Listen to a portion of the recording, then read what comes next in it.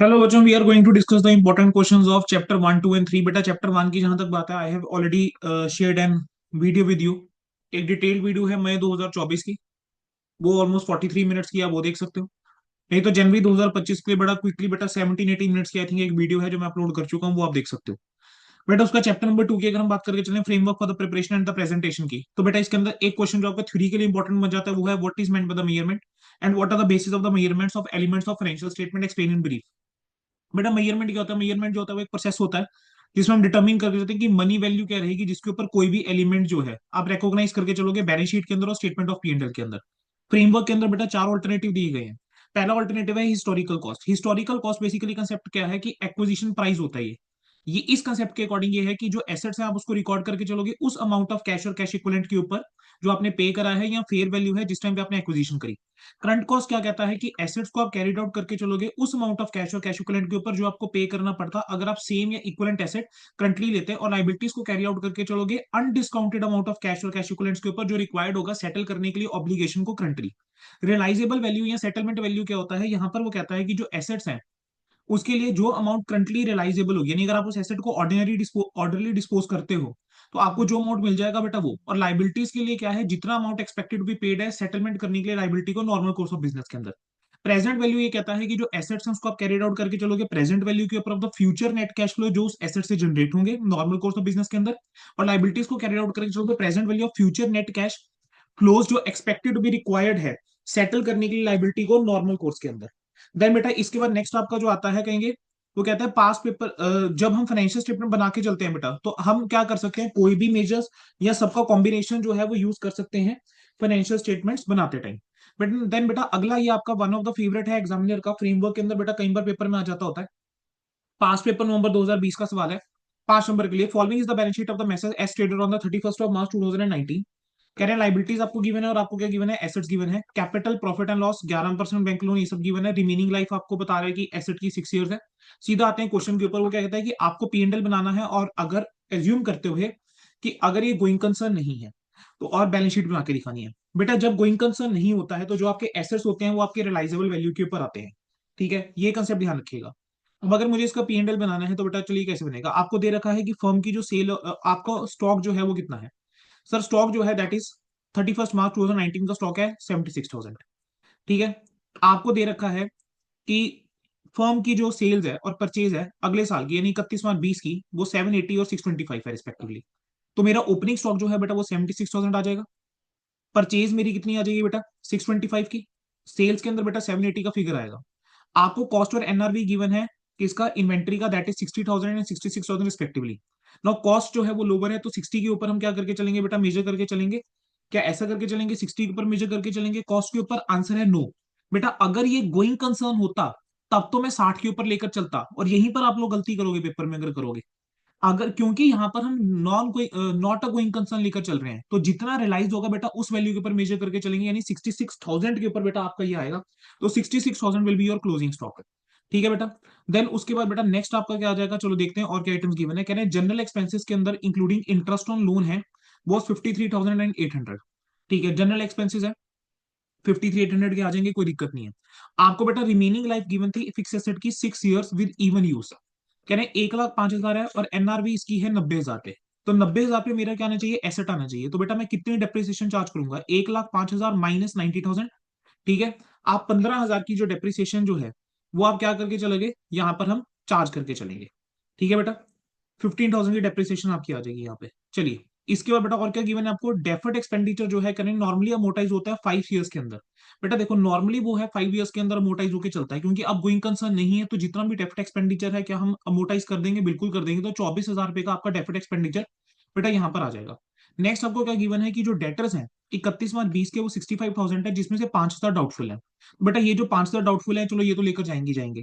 उसके अलावा 10,000 के डेटर्स और हैं, वो डिपेंड करेगा अगर सक्सेसफुल री इंस्टॉलेशन हो गया तब मिलेगा पैसा, अदरवाइज नहीं मिलेगा। तो हम बेटा 5,000 ये प्लस 10,000 ये 15,000 मेरा प्रोविजन हम क्रिएट करके चलेंगे डाउटफुल डेट के लिए। आपको कह रहे हैं कि जो क्लोजिंग ट्रेड पेबल्स हैं वो 48,000 के हैं which is likely to be settled at 5%। अगर मुझे ट्रेड पेबल्स को 5% कम देना पड़ेगा, ठीक है, उसको भी किस वैल्यू पे लेकर जाएंगे? जितना हमें सेटलमेंट पे देना पड़ेगा। तो आप क्या करके चलोगे? 48,000 का बेटा 5% निकालेंगे 2,400 आ जाएगा। 2,400 आपका क्या आ जाएगा ट्रेड पेबल्स के अंदर? आपका लिख दिया trade payables to P&L, basically आप ले गए। बैंक लोन जो है बेटा वो कह रहे हैं प्री पेमेंट पेनल्टी है 4,000 रुपए की, तो प्री पेमेंट पेनल्टी भी आ जाएगी आपकी। तो बेटा जो आपका नेट रिजल्ट आएगा that is nothing but your net profit. अब बेटा बैलेंस शीट की अगर हम बात करके चलें, तो बैलेंस शीट के अंदर देखो, कैपिटल का बैलेंस 1.5 लाख, इसको आप एज इट इज रहने दोगे। प्रॉफिट एंड लॉस अलग से लिखा हुआ था 56,000, इस 56,000 के अंदर बेटा हम करंट ईयर वाला जो है 35,600 हम क्या कर देंगे, ऐड कर देंगे। देन बेटा आपका क्या था, 11% बैंक लोन था 80,000 का, दैट 11% 80,000 वो आपका एज इट इज आ जाएगा। प्लस इसके अलावा बेटा जो प्री पेमेंट वाली पेनल्टी थी 4,000 की, वो भी आपकी इसके अंदर एड ऑन हो जाएगी। ठीक है, क्योंकि अर्ली पेमेंट आप करके चल रहे हो। ट्रेड पेबल्स 52,000 के थे ओपनिंग। क्लोजिंग के बारे में बेटा उसने आपको क्वेश्चन में दे रखा था, कितना था, 48,000 जो है वो क्लोजिंग ट्रेड पेबल्स हैं जो 5% डिस्काउंट के ऊपर सेटल होंगे, तो 48 माइनस 5% यानी 45,600 के ऊपर बेटा ये अमाउंट आएगा। फिक्स एसेट्स की बात करके चलेंगे, 1,05,000 की जगह बेटा ये कितना रह जाएगा, 90,000 रह जाएगा। ठीक है। क्लोजिंग स्टॉक जो है वो आपका रिलाइजेबल वैल्यू यानी 66,000 के ऊपर आ जाएगा।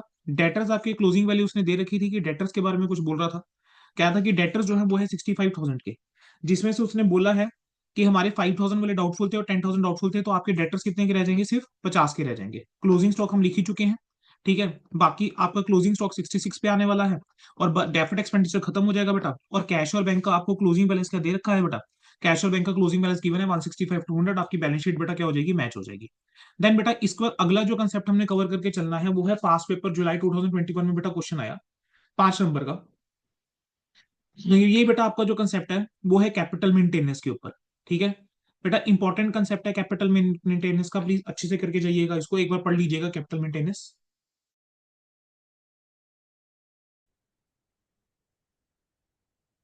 चलिए बच्चे, कैपिटल मेंटेनेंस के ऊपर एक क्वेश्चन था, तो हम क्वेश्चन करने से पहले एक बार कैपिटल मेंटेनेंस के कंसेप्ट के ऊपर आ जाते हैं। फटाफट से आपको बेटा रिकॉल करवा देता हूँ कैपिटल मेंटेनेंस का कंसेप्ट। बेटा कैपिटल का मतलब क्या होता था, net assets of a business. ठीक है।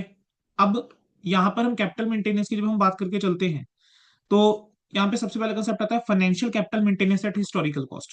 बेटा ये कंसेप्ट आपका क्या कहता था, इस कन्वेंशन के अकॉर्डिंग वो कहता है कि जो आपके ओपनिंग एसेट्स हैं और जो आपके क्लोजिंग एसेट्स हैं, आप उनको स्टेट करोगे रिस्पेक्टिव हिस्टोरिकल कॉस्ट के ऊपर। ठीक है, ओपनिंग और क्लोजिंग इक्विटी निकालने के लिए। अगर आपका रिटेन प्रॉफिट जो है दैट इज ग्रेटर देन और इक्वल टू जीरो, तो उस केस में हम कहेंगे कैपिटल जो है वो मेंटेन्ड एट क्या है, हिस्टोरिकल कॉस्ट है। इसका मतलब कि बिजनेस के पास इतना पैसा पड़ा हुआ है कि वो एसेट्स को हिस्टोरिकल कॉस्ट के ऊपर रिप्लेस कर सकती है। एग्जाम्पल से समझने की कोशिश करेंगे, एक ट्रेडर है, 12,000 रुपए बेटा उसने बिजनेस कमेंस किया 12,000 रुपए से, विच is represented by the 6,000 units, जो कि 2 रुपए का एक यूनिट है। तो हमारी ओपनिंग की अगर हम पे बात करके चले तो 12,000 है equity, which is represented by 6,000 units of two each. अब उसने क्या करा है, ड्यूरिंग द ईयर उसने कुछ गुड्स बेचे हैं 3 रुपए पर यूनिट के हिसाब से। अब 3 रुपए पर यूनिट के हिसाब से उसने गुड्स बेचे, तो 18,000 रुपए बेटा उसने क्या करे होंगे, उसके पास आए होंगे। ठीक है। 18,000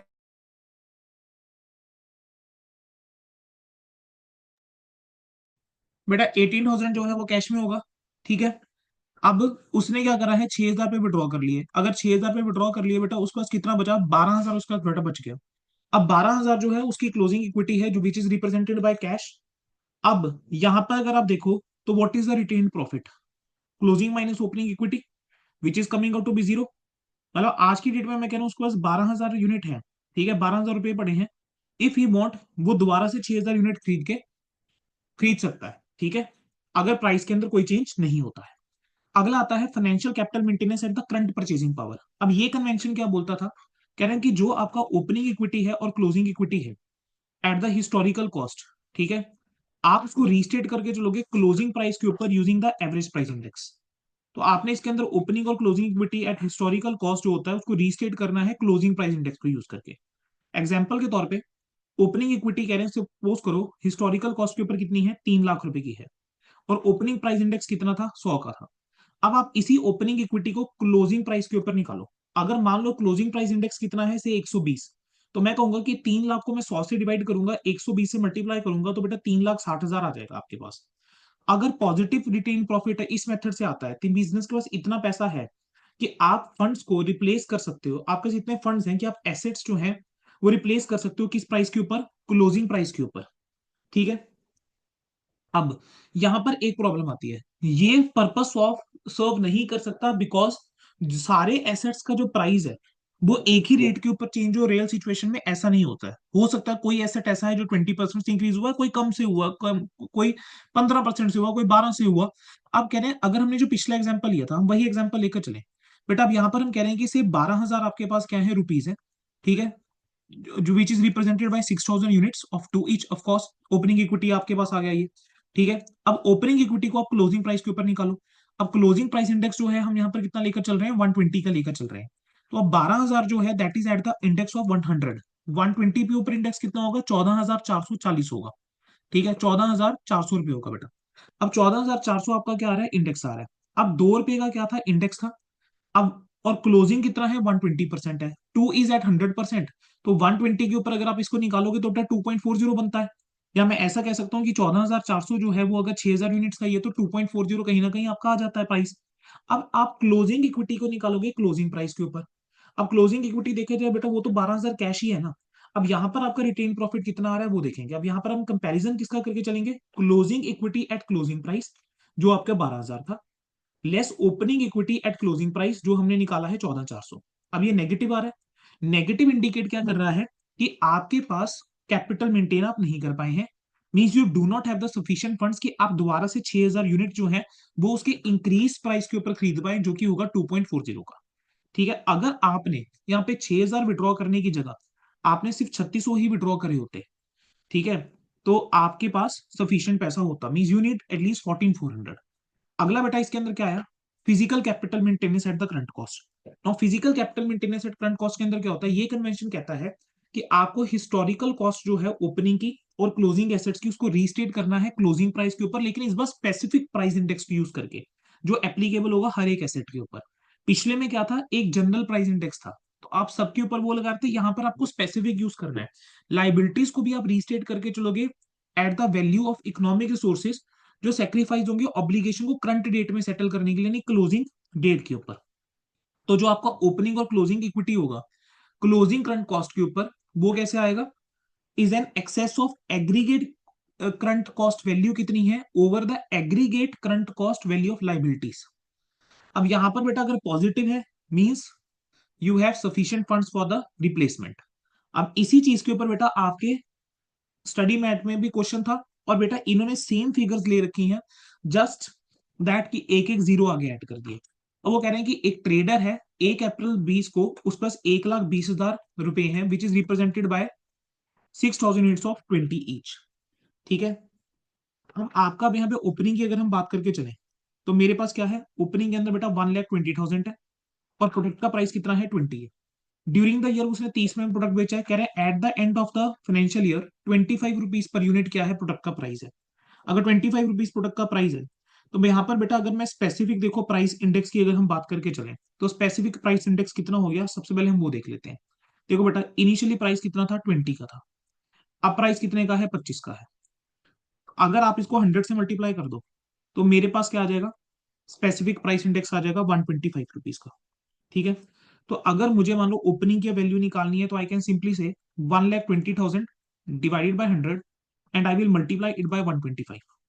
तो मेरे पास बेटा क्या आ जाएगा, मेरे पास आ जाएगा ये सॉल्व करके 1,20,000 डिवाइड बाय 100 इंटू 125, बेटा ये आ जाएगा 1,50,000।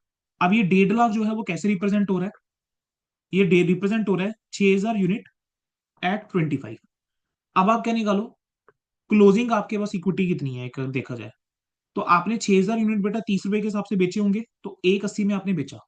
आपने ड्यूरिंग द ईयर कुछ विड्रॉ करी है क्या, 60,000 की ड्रॉइंग्स करी हुई है, 60,000 की ड्रॉइंग्स करी तो बचेगा कितना, 1,20,000 बचा। तो this is basically your current cost of closing cash. ये आपका क्लोजिंग कैश है उसकी करंट कॉस्ट है ये, ठीक है। आपके पास ओपनिंग इक्विटी जो है वो कितनी है करंट कॉस्ट के ऊपर, क्लोजिंग करंट कॉस्ट के ऊपर 1,50,000, और ये कितना है 120। अब इन दोनों का अगर आप डिफरेंस देखोगे closing minus opening it comes out to be -30,000। -30,000 क्या इंडिकेट कर रहा है कि आप अपना कैपिटल जो है वो मेंटेन नहीं कर पाए हो, ठीक है। मींस आपके पास सफिशिएंट नहीं पड़ा हुआ फंड्स कि आप 6,000 यूनिट को क्लोजिंग रेट के ऊपर बेटा आप क्या कर पाओ, एक्वायर कर पाओ, that is at increase price of 25। अब उसने कहा था कि आपका आंसर क्या डिफरेंट होता अगर कुछ अमाउंट विड्रॉ नहीं करा होता। बिल्कुल, अगर हमने यहाँ पे बेसिकली ड्राइंग्स फिर होनी कितनी चाहिए थी बच्चों, ड्राइंग्स होनी चाहिए थी यहाँ पे रिस्ट्रिक्टेड 30,000 तक, क्योंकि उतना शॉर्टफॉल है। अच्छा अगर कोई ड्राइंग्स अगर उसने करी ही नहीं होती, तो बेटा आपका ये तो 150 ही रहता ओपनिंग वाला, लेकिन क्लोजिंग कितना हो जाता 180 का हो जाता, तो आपका रिटेन प्रॉफिट कितना आ जाता 30 आ जाता। एक बार देख लेंगे बेटा इस क्वेश्चन को, ठीक है, एक बार देख लीजिएगा बेटा। हाँ पॉज कर सकते हो वीडियो, स्क्रीन पे आंसर है, देख लो एक बार, तसल्ली कर लेना, फिर आगे बढ़ा। ठीक है, पॉज करके बेटे देख लेना बच्चों। चलो बेटा अगला आ जाता है पास पेपर दिसंबर 2021 का, 5 मार्क्स के अंदर बेटा इस टाइप का क्वेश्चन आया, देखो फ्री के नंबर। मिसेज ए जो है, can showing the consolidated aggregate opening balance of equity liability and assets. तो बेटा उसने कहा asset minus liability is equal to equity, बेटा स्पेसिफिकली गिवन है asset minus liability is equal to equity form में देना है, तो बेटा आप लोगों ने ऐसे ही आंसर देना है। ठीक है, सबसे पहला क्या है, 6 लाख, 4 लाख और 10 लाख। ठीक है, आपकी इक्विटी है 10 की, लाइबिलिटी है 6 की, equity is of 10, liability is of 4, और आपका जो एसेट्स है वो है 10 के। तो 10 - 4 is equal to 6, equity 6 sorry. ठीक है, ध्यान से देखना बेटा, गलती मत लिख बैठना स्टार्टिंग में। तो एसेट्स आपके 10 के हैं, लाइबिलिटी 4 के हैं, इक्विटी आपका 6 का है। 20% डिविडेंड मिला है, 10,000 इक्विटी शेयर ऑफ 10 ईच के ऊपर, 10,000 इंटू 10 हो गया 1 लाख, 1 लाख का 20% हो गया 20,000। तो 20,000 का अगर डिविडेंड मुझे मिला है तो कैश बड़ा होगा, तो यहाँ पर क्या आ जाएगा 10.20। और दूसरा इंपैक्ट क्या पड़ा होगा बेटा, कि कैपिटल के ऊपर इंपैक्ट पड़ा होगा, तो ये हो जाएगा 6.20। 70,000 पे जो है वो पे करे क्रेडिटर्स को फॉर सेटलमेंट ऑफ 90,000। 70,000 पे की अगर पेमेंट करिए तो कैश कम होगा 70,000 से। अब 10.20 से अगर 70,000 घटाऊंगा तो 9.5 आएगा। ठीक है, यहाँ पर क्या होगा, 4 में से 90 जाएगा तो 3.1 आएगा, और जो डिस्काउंट रिसीव्ड हुआ है बेटा वो यहाँ पर ऐड होगा, तो ये आ जाएगा 6.40। सैलरी पेंडिंग है 20,000 से, सैलरी आपका खर्चा है, तो एक तरफ लाइबिलिटी बढ़ेगी, तो लाइबिलिटी आपकी हो जाएगी 3.30, 9.50 माइनस 3.0, और दूसरी तरफ बेटा खर्चा जो है आप जब दिखाओगे तो आपका कैपिटल जो है वो कम होगी 6.20। बेटा भाई एक काउंटिंग इक्वेशन वाला कंसेप्ट आ गया। ठीक है, मिसिस ए की ड्राइंग जो है वो 20,000 है फॉर पर्सनल यूज, तो कैश कम होगा और दूसरी तरफ इक्विटी कम होगी। ठीक है, तो 9.3 माइनस 3.30 इक्वल टू 6.60। बेटा आपको इस तरीके से जो है बस इफेक्ट दिखा देना होता है, बहुत ज्यादा डिटेलिंग में जाने की कोशिश मत करिएगा। चलिए अगला क्या है, कह रहे हैं ए लिमिटेड जो है has entered into a binding agreement with the gamma limited to buy a custom made machine for 1 lakh. A limited ने क्या करा बेटा, एंटर करा है एक एग्रीमेंट गामा लिमिटेड के साथ कि भी 1 लाख रुपए की कस्टम मेड मशीनरी खरीदेंगे। लेकिन 21-22 के अंदर क्या हुआ, डिलीवरी से पहले ही ए लिमिटेड को अपना मेथड ऑफ प्रोडक्शन चेंज करना पड़ गया। नया मेथड जो है कहेंगे उसके अंदर will not require the machine order, तो उसको स्क्रैप करना पड़ेगा after delivery. Expected scrap value जो है वो नील है। आपको अकाउंटिंग ट्रीटमेंट बेटा एडवाइस करना था, नेसेसरी जर्नल एंट्री पास करनी थी। अब बेटा यहाँ पे होता क्या है, एक लाइबिलिटी को रिकॉग्नाइज करा जाता है जब आउटफ्लो होगा इकोनॉमिक सोर्सेज का in settlement of present obligation can be anticipated, और जो आउटफ्लो की वैल्यू है उसको आप रिलायबली मेजर कर सकते हो। इस केस के अंदर देखो हमने 1 लाख रुपए की मशीनरी थी, तो 1 लाख रुपए की हमें लाइबिलिटी जो है बेटा वो क्या करनी चाहिए, रिकॉग्नाइज वहां पर करनी चाहिए। ठीक है, अगर मान लीजिए इकोनॉमिक बेनिफिट जो है वो मिलने वाला है beyond the current accounting period, तो उस केस में जो एक्सपेंडिचर अगर मान लो उसका करंट अकाउंटिंग पीरियड के बियॉन्ड उसका बेनिफिट नहीं रहने वाला, तो उस केस में जो आपका एक्सपेंडिचर है वो आपका पीएनएल में जाएगा। लेकिन अगर उसका बेनिफिट मुझे ओवर पीरियड ऑफ टाइम मिलने वाला है, बियॉन्ड करंट अकाउंटिंग पीरियड भी मिलने वाला है, तो वो आपके लिए एसेट है। अब प्रेजेंट केस के अंदर अगर आप देखो तो बेटा जो आपकी मशीनरी है वो आपकी कितने की है, 1 लाख रुपीज की है। लेकिन इसका मुझे अब कोई बेनिफिट मिलने नहीं वाला, क्योंकि हमने मेथड ऑफ प्रोडक्शन ही क्या कर दिया है, यहाँ पर चेंज कर दिया। ठीक है, तो हमें जितनी भी मशीनरी का प्राइस है हमें उसको कैसे दिखाना पड़ेगा, हमें उसको एज एक्सपेंस ट्रीट करना पड़ेगा। वैसे हम एंट्री करते हैं मशीन अकाउंट डेबिट, लेकिन अब यहाँ पे मशीन हम डेबिट नहीं कर पाएंगे। ठीक है, तो ये मेरे लिए क्या हो गया, पूरा का पूरा लॉस हो गया। तो बेटा यहाँ पर मैं लाइबिलिटी तो रिकॉग्नाइज करूंगा, तो मैं क्या लिखूंगा, loss on change in production method to gamma limited, और दूसरी entry profit and loss account debit to loss on change in production method. तो बेटा आपकी ये दो एंट्रीज यहां पर हो जाएंगी, loss on change in production method 1 lakh रुपए से टू गामा लिमिटेड, और फिर profit and loss to loss on change in production method. बेटा अगला जो है आपका पास पेपर मई 2023 में क्वेश्चन आया, and this is something which is expected in your paper this time. ठीक है, मिले started a business on 1st of April 2022 with a capital of 15 lakh. She purchased 1,500 units of stock at 1,000 each, और entire stock उसने बेचा है 1,500 का। आपको बेटा उसने देखो वही सिचुएशंस अलग अलग दे दी हैं। कह रहे हैं you are required to calculate the maximum amount जो विड्रॉ करा जा सकता है in order to keep the capital intact, अगर फाइनेंशियल कैपिटल मेंटेन्ड है हिस्टोरिकल कॉस्ट के ऊपर। बट देखो अगर हिस्टोरिकल कॉस्ट की बात करके चलें तो what is my opening equity, opening equity is 15 lakh which is represented bye 1,500 units of 1,000 each. ठीक है, अब हम क्लोजिंग की अगर हम बात करके चलें तो उसने अगर एंटायर स्टॉक 1500 में बेचा तो 1500 यूनिट 1500 के हिसाब से बेचे तो 22.5 लाख रुपए आपके पास है। मेरा क्या होना चाहिए, नेगेटिव नहीं जाना चाहिए। ठीक है, तो closing minus opening 7,50,000 is the maximum drawing बेटा जो मैं यहां पर क्या कर पाऊंगा। ठीक है, अगला क्या है, करंट परचेजिंग पावर के ऊपर अगर आप लेकर चलते हो, अगर आप करंट परचेजिंग पावर के ऊपर लेकर चलते हो तो यहां पर क्या करके चलते थे बेटा मुझे बताओ। इसके अंदर सर हमारी क्लोजिंग इक्विटी तो देखो वही रहने वाली है। ठीक है, विच इज योर 1500 इंटू 1500, तो 22.5 लाख की क्लोजिंग रहेगी। चेंज आएगा ओपनिंग इक्विटी के ऊपर। ओपनिंग इक्विटी को किस पे लेकर जाऊंगा, क्लोजिंग इंडेक्स के हिसाब से। तो ओपनिंग जो है वो 15 लाख जो है, if that is at the 100, तो 125 पे कितना होगा। ठीक है, 125 पे निकालेंगे, ये आ रहा है बेटा 18,75,000 पे। अब 18,75,000 बेटा ये आ रहा है, और मेरे पास क्लोजिंग कितना है, 22.5 लाख। तो what is the maximum drawing, 3,75,000। आखिरी क्या है, physical capital maintenance. Physical capital maintenance है और आपको ईयर एंड में प्राइस पता है कितना है, तो इस केस में क्या करते हैं, आप स्पेसिफिक जाते हैं। तो मेरे पास इन्वेंट्री है और इन्वेंट्री का स्पेसिफिक कितना है, 1350। तो ओपनिंग इक्विटी को इस प्राइस के ऊपर लेकर जाऊंगा, 1500 इंटू 1350, क्लोजिंग वाली 1500 इंटू 1500, तो आपका ये आ जाएगा। This is the maximum drawing बेटा जो आप कर पाएंगे। सो बेटा दिस वाज योर क्वेश्चन। बेटा अब आ जाओ एप्लीकेबिलिटी ऑफ अकाउंटिंग स्टैंडर्ड्स के ऊपर। एप्लीकेबिलिटी ऑफ अकाउंटिंग स्टैंडर्ड के अंदर बेटा आरटीपी मई 2022 के अंदर एक क्वेश्चन आया। आपको बेटा इस टाइप का क्वेश्चन जो है पेपर में बन जाता होता है। अब कंपनी है कहने जिसकी टर्नओवर 225 करोड़ है, बोर्विंग जो है 51 करोड़ है, वो एग्जाम्पशन अवेल करना चाहती है इन अडॉप्शन ऑफ अकाउंटिंग स्टैंडर्ड जो एप्लीकेबल है companies accounting standard rule 2021। Company है बेटा, ध्यान से पढ़ के चलिएगा। कंपनी है सर, एसएमसी नॉन एसएमसी की बात होगी। ठीक है, अब 225 करोड़ है, 250 करोड़ से एक्सीड नहीं कर रही। ठीक है, और ये कितना है, 51 करोड़ है। यहां पर कितनी लिमिट होती थी, यहां पर सर 50 करोड़ की लिमिट होती थी। अब यहां पर देखो सर, क्या ये एसएमसी है या नॉन एसएमसी है, सर ये नॉन एसएमसी बन गई, क्योंकि इसकी जो बोरविंग है वो कितनी हो गई है बेटा, वो मोर देन 50 करोड़ हो गई है, तो ये नॉन एसएमसी बनी। तो जो एग्जाम्पशन एसएमसी को मिलती है इसको नहीं मिल पाएगी। कैसे लिखेंगे, सबसे पहले पता करेंगे कि क्वेश्चन जो है वो किसका डील कर रहा है, issue of applicability of accounting standards का फॉर कॉर्पोरेट एंटिटीज। फिर हम बताएंगे कि भी दो कैटेगरी के अंदर बांट सकते हैं, एसएमसी नॉन एसएमसी। फिर आप एसएमसी के बारे में पता कर आ जाओगे कि एसएमसी के अंदर क्या क्या कंडीशन होती है। इक्विटी और डेट सिक्योरिटीज लिस्टेड नहीं है, ना ही प्रोसेस ऑफ लिस्टिंग के अंदर है, banking financial institution insurance company नहीं है, टर्नओवर एक्सक्लूडिंग अदर इनकम जो है 250 करोड़ से ज्यादा नहीं है, बोर्विंग इंक्लूडिंग पब्लिक डिपॉजिट जो है 50 करोड़ से ज्यादा नहीं है एनी टाइम, और होल्डिंग सब्सिडरी नहीं है। अब इस केस में अंदर हमारी टर्नओवर तो ठीक है, लेकिन हमारी बोर्विंग का दिक्कत है, बोर्विंग हमारी एक्सीड कर गई है। ठीक है बेटा, अगली कैटेगरी ऑफ क्वेश्चन जो आपको यहाँ बन सकता है, कह रहे हैं एक ऑर्गेनाइजेशन जिसका ऑब्जेक्टिव चैरिटेबल या रिलीजियस है, बिलीव दैट उसके ऊपर एप्लीकेबल नहीं है since only a very small proportion.